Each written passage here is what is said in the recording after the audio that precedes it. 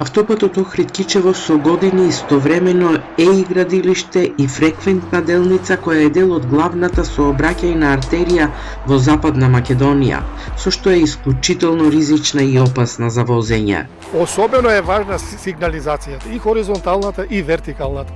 И таа е недефинирана.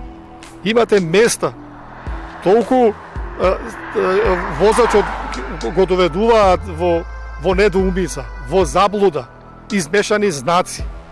Значи, некои постари, некои поставени сега, некои за одреден само дел, каде што се. Значи се тоа овој создава еден небезбеден пристап, небезбеден влез и возење по овој пат.